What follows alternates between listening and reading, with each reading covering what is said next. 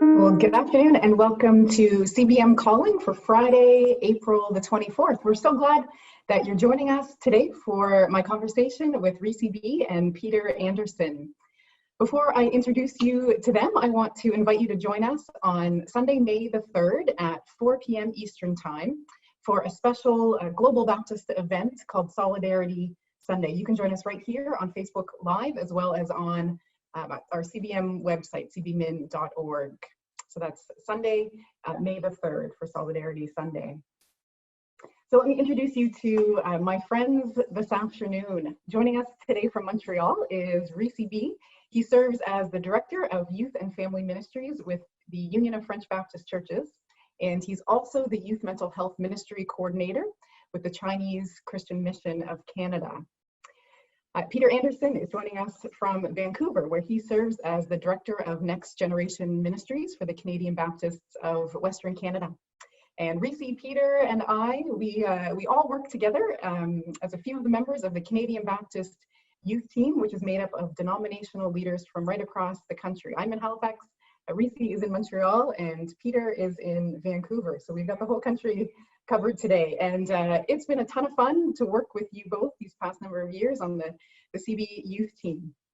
And we're wondering how you're doing, what your new normal looks like. You both have three very young sons at home with you right now. So tell us what life is like in your home and also how your work has been impacted in these last 5 or 6 weeks. Yeah, well, before I say anything, I do want to tell you, Nova Scotia, that Quebec is with you. These are more than trying times for you, but you have our love and you have our support. Good question. What is the new normal? Well, it's hard, man. It's hard. I'd love to say it's easy, but the new normal is so hard. It's really hard to be more creative. It's really hard to be more efficient when there's so many good things to do and there's so many meaningful things to do, especially when there are good things to do on Netflix. But honestly, though, I still count my blessings because I still have work.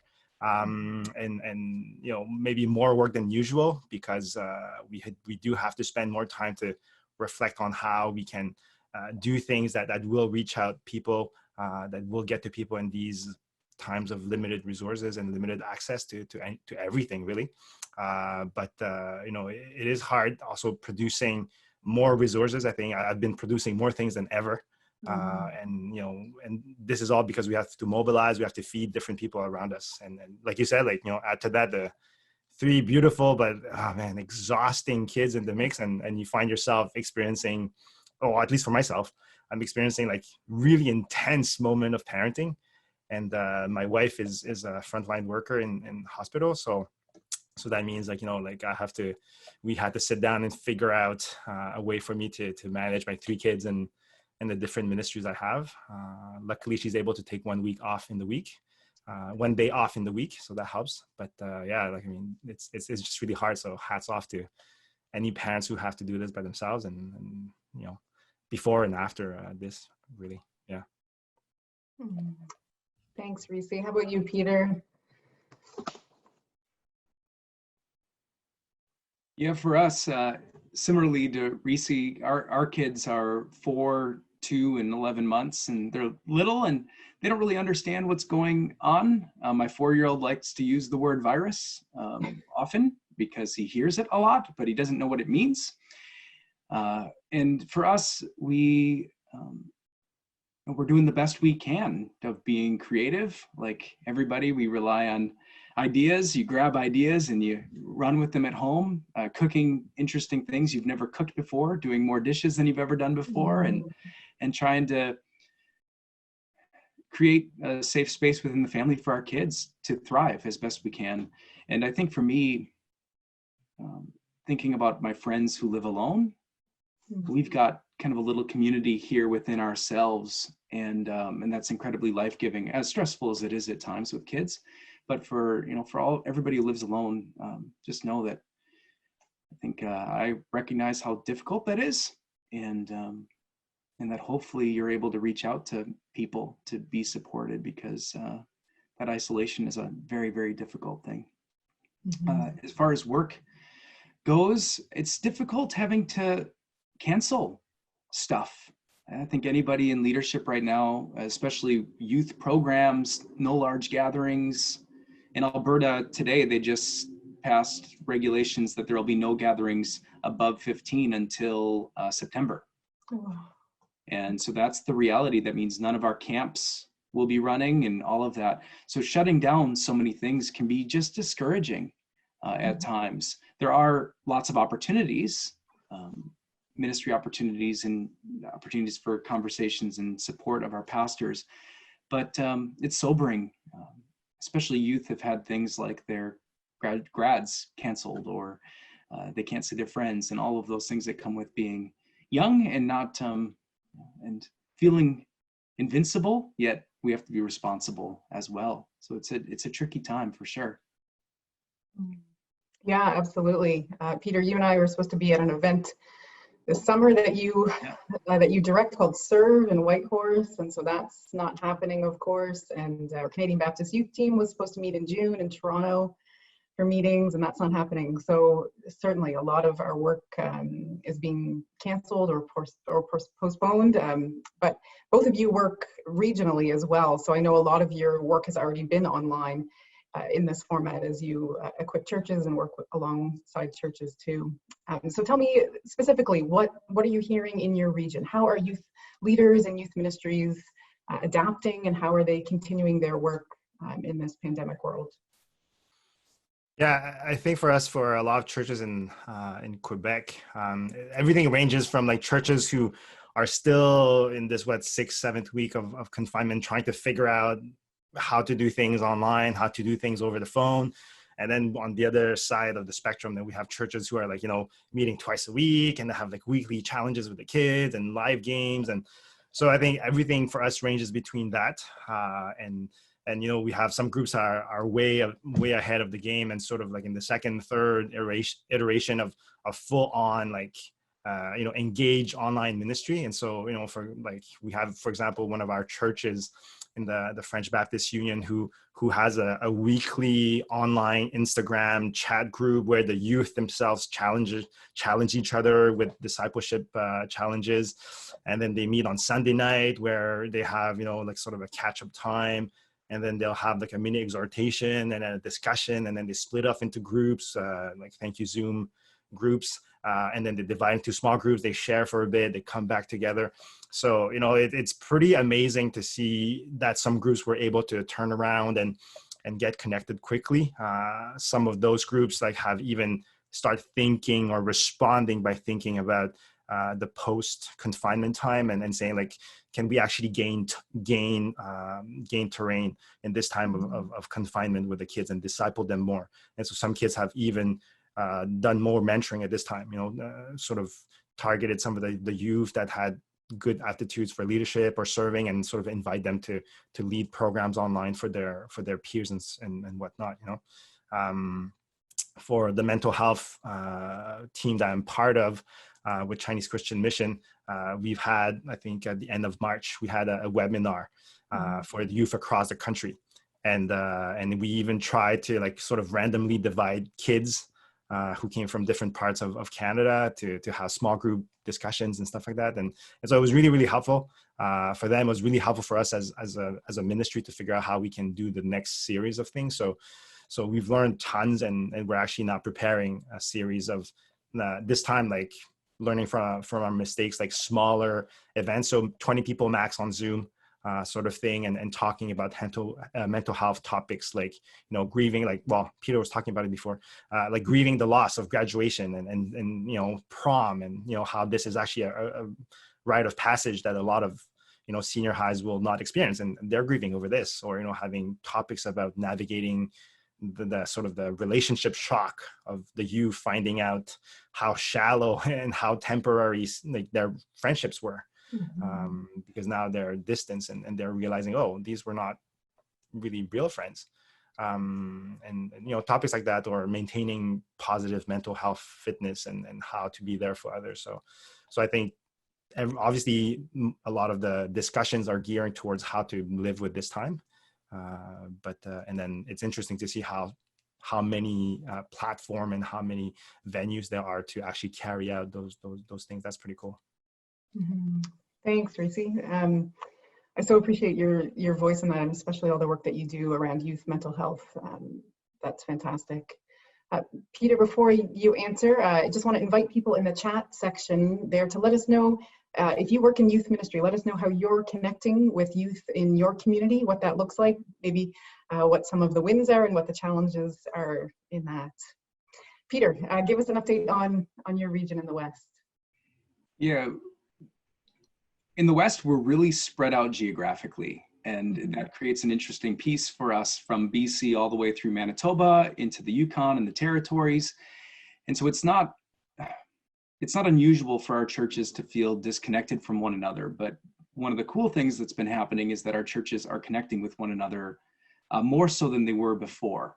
And I hope that that's something that continues onward. And I think that's some of what our youth workers are discovering is as they're investing more time and energy in connecting digitally. Right now, they're learning ways to hopefully maintain some of that digital connectivity as a positive add to youth ministry when all of this finishes. They're learning some things. I had one pastor describe it that for most teenagers, a cell phone is almost an extension of their personhood, for better or for worse. And for us in ministry to not be trying to encouraging them in their walk with Christ, utilizing that, we're missing an opportunity there. And also for an opportunity to teach youth what technology can offer and what it can't offer, right? And I think that some of what's going to come out of this is, hey, I used to yearn for these text conversations, but you know what I really, really want is just to sit across from you or go for a walk or be in the same space. So some of that is what we're seeing, and just a desire to be together and to support one another. I mean, when else in history have people been united? I mean, I wish it was in a positive way, but I guess it is in some ways a positive way that people are uniting around something.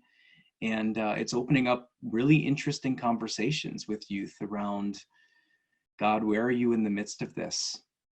I had plans. The plans that I've created are now being thrown under. God, what do you want for me? Some of these big life questions are coming to the forefront, and they don't have their sports teams to rely on for community. Their schools have been shut down, but youth group is something that's continuing for most churches, and that is special. And youth ministry and the church in general has an incredible part to play in demonstrating how we can always, no matter the circumstances, be in fellowship with one another and with our Lord.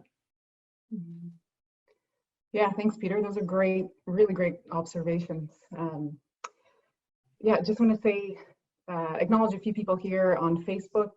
Estella Ann says hi, as well as Joel Murphy, who I spoke with a couple of weeks ago here on CBM Calling, who is part of our Canadian Baptist youth team. And actually, Joel and I, when we talked a couple of weeks ago, we talked a little bit about how this pandemic will shape our youth and will shape their experience with the church. And I think that's really significant and something that we need to be considering. And so I'm wondering, Rici and Peter, what are you hoping for as a result of that reality? What are your future hopes for the church and for this next generation? Yeah, I think that's a question we really need to ask, because we need to make the best out of what's happening now. And I think the first point I would make as a youth mental health point is that I was really pleased to see how quickly health resources came up after the confinement, how people were talking about, what was the effect of isolation? What's the effect of, people being taken away from their jobs or having to live in confinement with other people for extended period of time? And I really hope that for the youth, I think people are realizing, or I'm hoping that people will realize that that youth mental health does exist, right? It's not just mental health for people who are more seasoned or have lived more, but even the youth themselves have something called youth mental health, and that it needs to be addressed. It needs to be, looked over. It needs to be taken care of, and that, resources need to be there as much for adults as there should be for youth as well.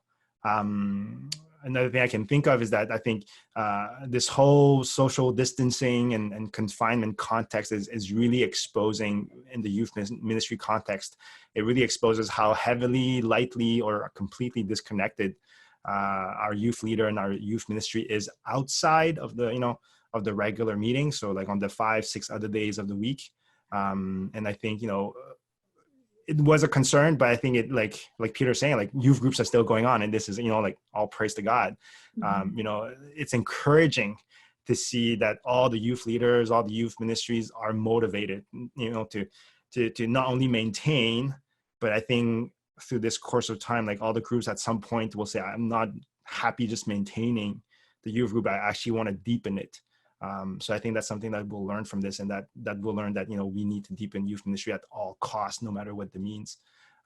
So I think that's really cool to see. And I think one last thing that I can think of is that I do think, and I do hope, and I think that it will happen, that once we are allowed to go back in churches, I guess a lot of people will realize how much they missed the youth in the church. Right? Like how, like a lot of people come like, oh, the youth are loud, or like they're taking all the plays, they don't pick up things. But I do believe that once we start going back in the church, people are like, oh, I really miss seeing the young people. And that's good, right? It will mean that in this post-COVID-19 church, people will be more sensitive. People will be more attentive to the place and the role of the younger people in the church, right? Whether it's in service or the corporate worship, the church life, in missions even. Any ministries where you find youth, like I think people will realize the value of the youth in there, and really, uplift them. So I'm really hoping that the church will make it easier for the youth to be involved and to be equipped in all levels of church and ministry. So, I think that's how things are going to change. Oh, thanks, Rici. Yeah, that's really encouraging.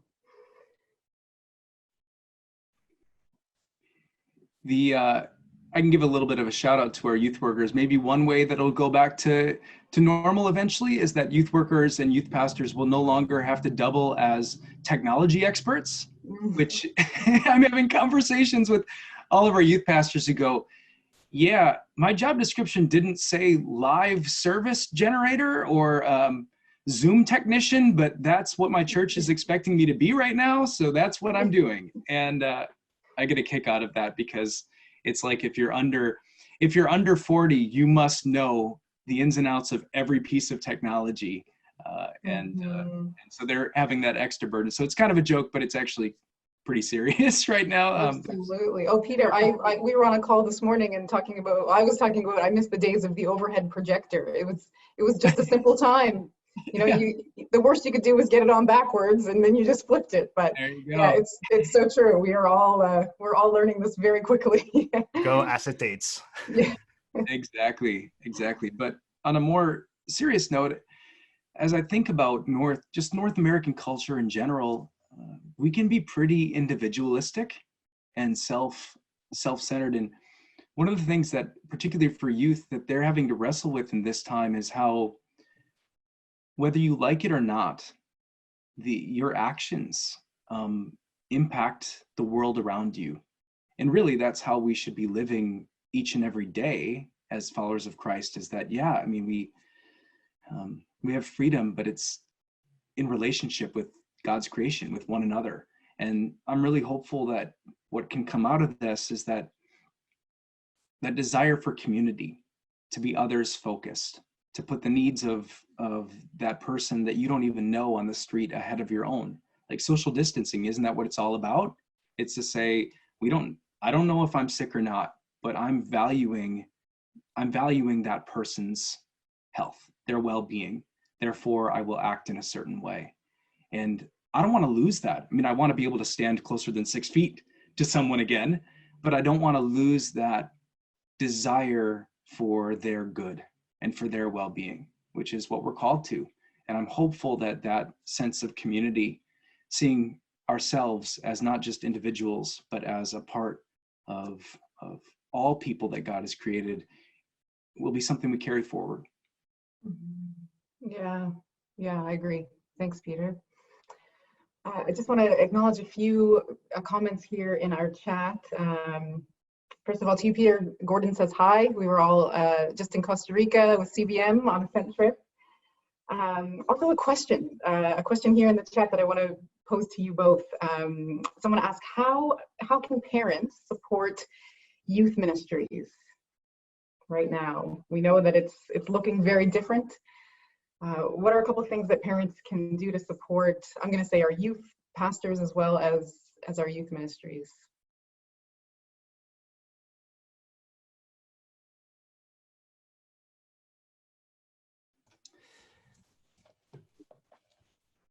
I think it would make it a lot easier, I think, for youth pastors to be able to do all that they need to do with the youth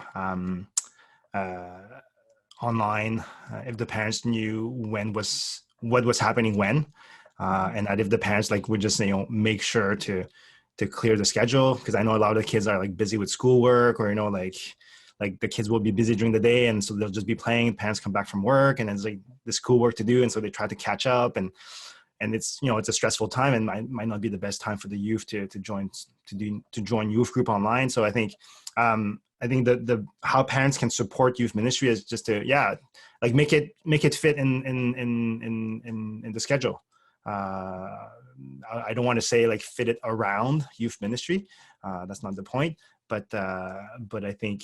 I think communication. So I would definitely invite parents to just reach out to your youth pastor, right? If you don't know who your youth pastor is, then that's the best time to get to know them. Reach out to them, say, oh, I'm so-and-so's parents.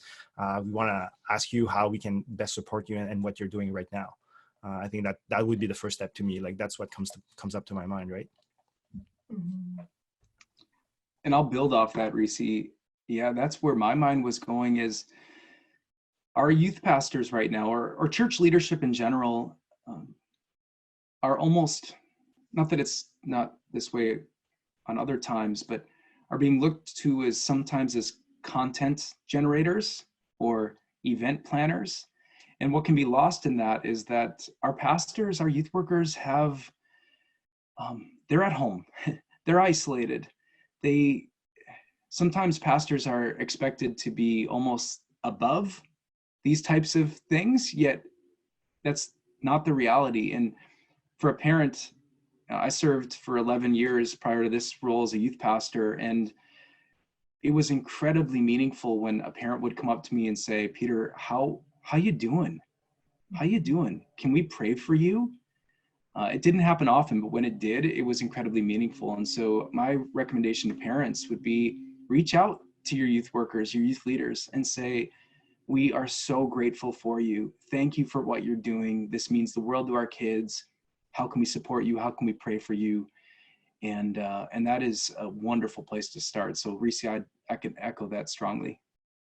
Mm-hmm. Yeah, thanks. Those are great ideas. Do encourage your youth leaders and your youth pastors.